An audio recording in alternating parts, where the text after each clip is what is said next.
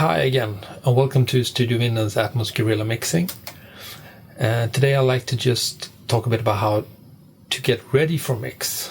In the last video we talked about how to export the stems if you've done a stereo mix beforehand, like I almost always do.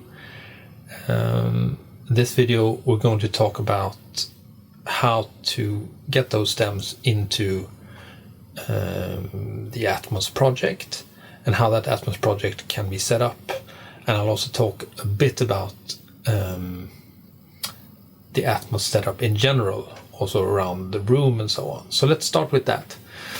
I have a quite small room, and I've opted for to go DAW audio because I had DAW audio lead 48s beforehand. So I bought lead 5s for the side speakers and a lead 8 for the center speaker.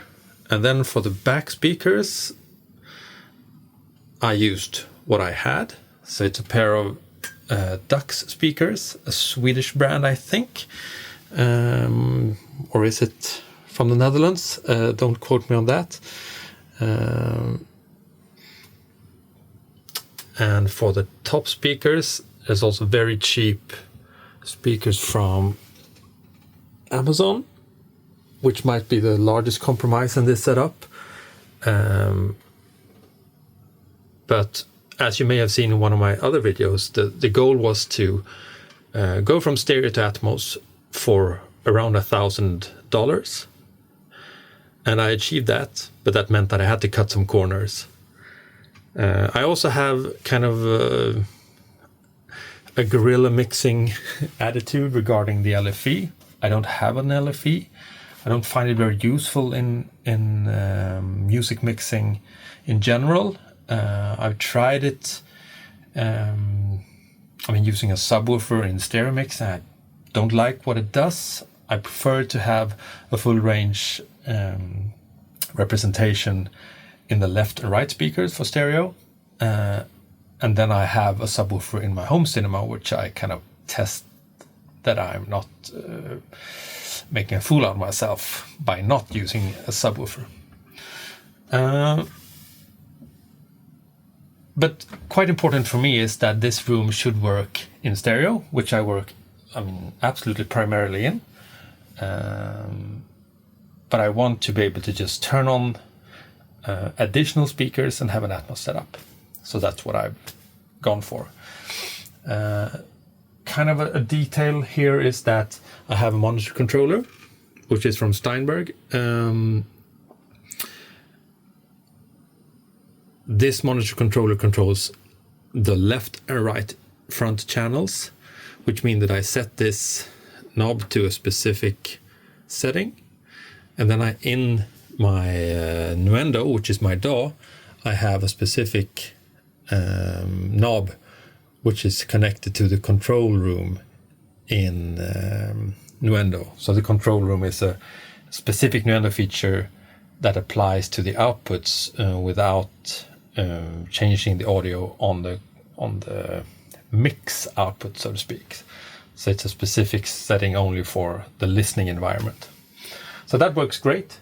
That means that with the control room setting and this knob, I can turn the volume up and down for all the speakers simultaneously, which is obviously a prerequisite, and doing it in the computer is absolutely the most cost-effective and easy way to do it. But having it on an external knob is really great. So let's get into the DAW side of things. Basically, I'm using Reaper for the stereo mix, every stereo mix I do, and then I import it into Nuendo, and that's for two reasons. The first reason is that Nuendo has a built-in Dolby Atmos renderer, yay, which I love, because then I don't have to go the Dolby route with all the external connections and use external programs. The other thing is that I kind of like having a different perspective. The mix, in my mind, is done when the stereo mix is done. I export the sounds and then I use Nuendo or the Atmos DAW, whatever DAW you want to use, as a completely new perspective, a new tool. And having a different application, I think, helps in that. So the template in Nuendo is not very complicated. It's basically set up like this. From the top, I have 2 tracks, which is the ref mix and the ref master, and there I just import the stereo file, the stereo mix and the stereo master file, and I use that to reference, basically so I don't stray too far from the stereo mix in the Atmos doing. The way that works is that both of these tracks are sent using a Q send. And please forgive me because I'm used to working on 2 screens, but I'll try to make it work on 1 screen so I can use the screen sharing feature.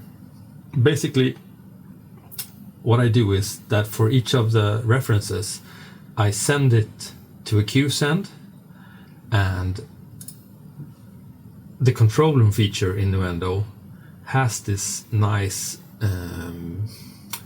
Q mix feature that I can actually also connect to my Stream Deck. So I can basically go from Q1 to mix, and thereby quickly go between listening to the reference, which is Q1, and listen to the mix, which is an Atmos.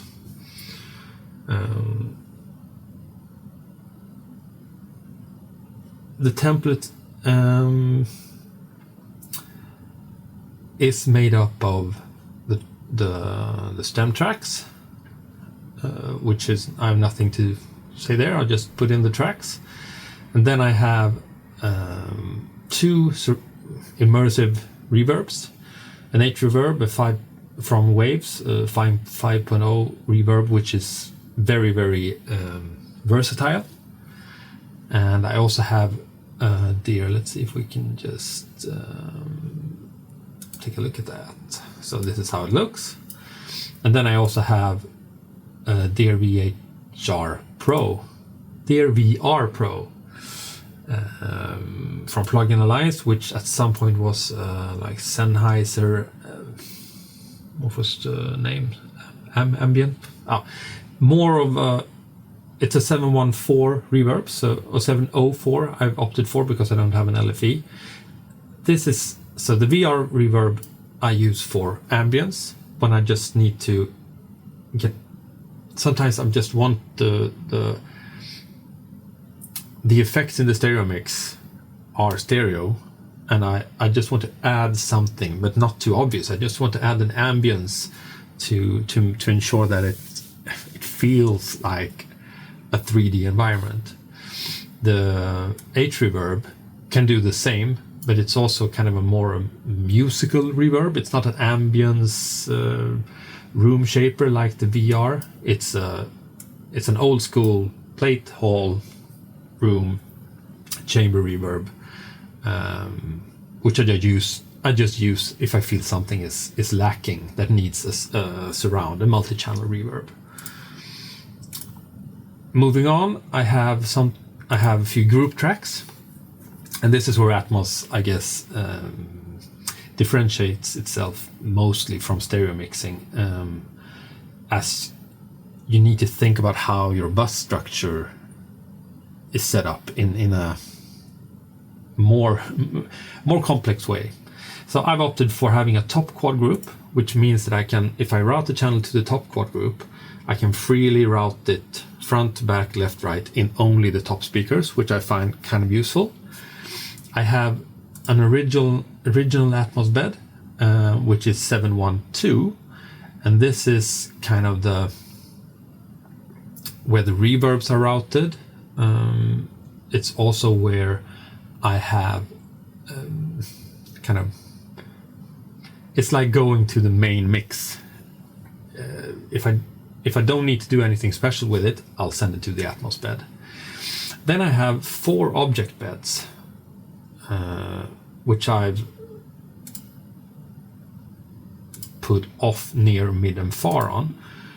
And that is basically that I have 4 object beds, which are 714 buses that have different binaural settings. So that means, and the binaural setting is something that you use for every object in Atmos. It influences how the binaural mix will be perceived.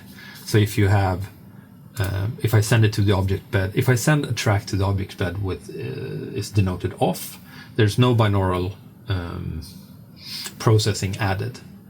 If I send it to near, I use the near processing, the mid processing, and the far processing, and that can make quite a difference in how the binaural mix sounds.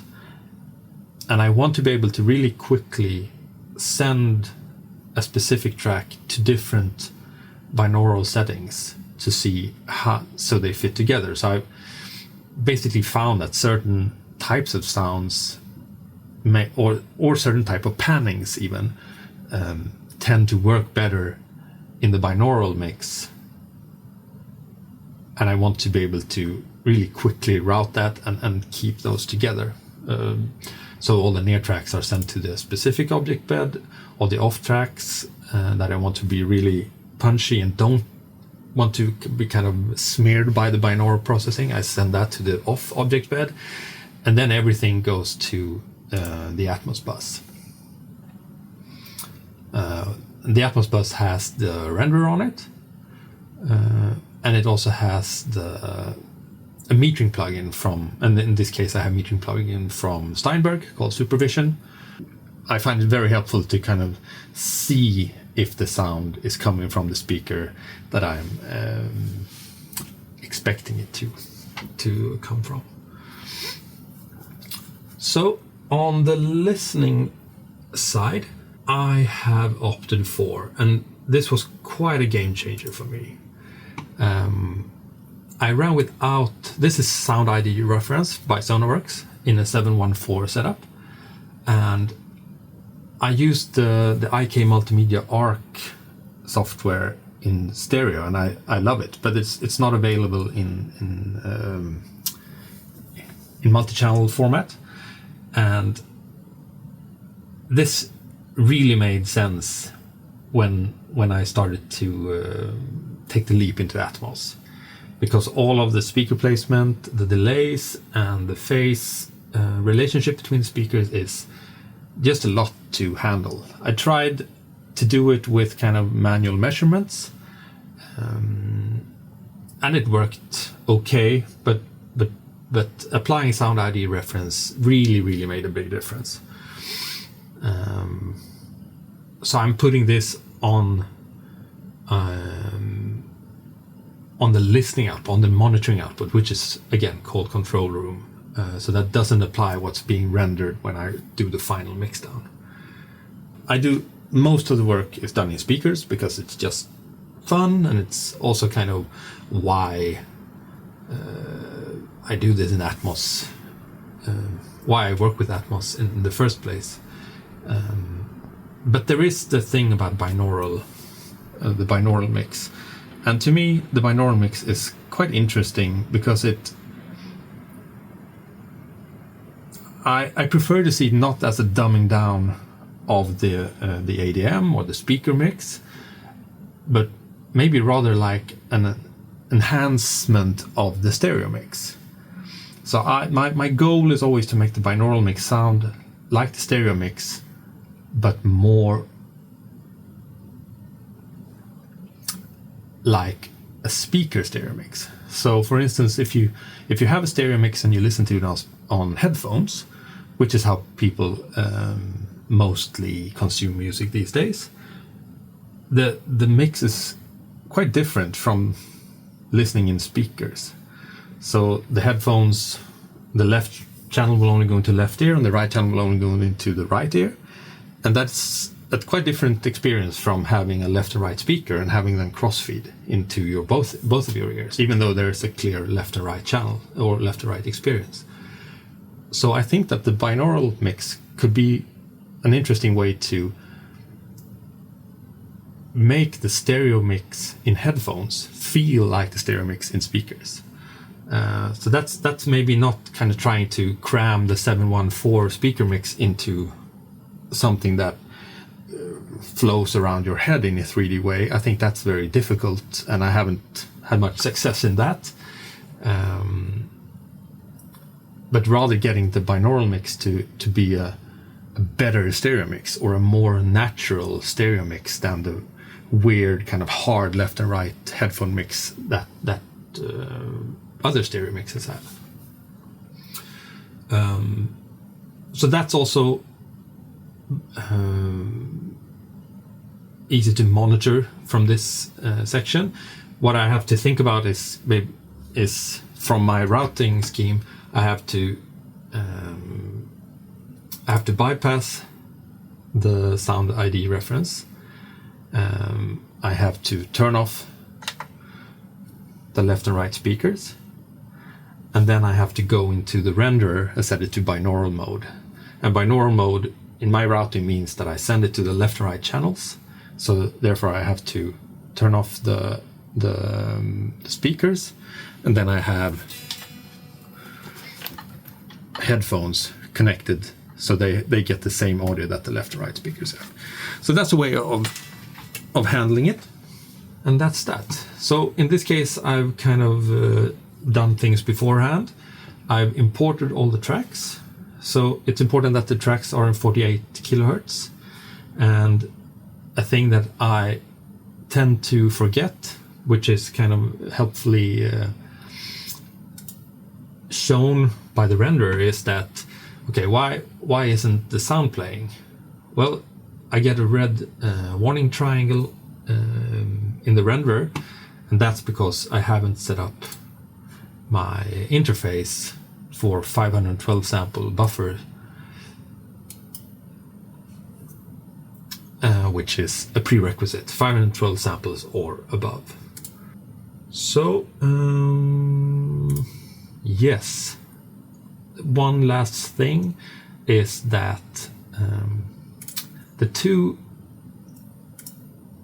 the reference tracks, or should I say the mastered track which I'm referencing, the stereo track, needs to be sample correctly aligned with the Atmos ADM for the distributor to actually see them as the same song, like two versions of the same song. And for that to be valid, we need to ensure that the songs are aligned.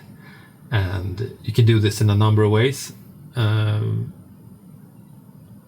but this for me now plays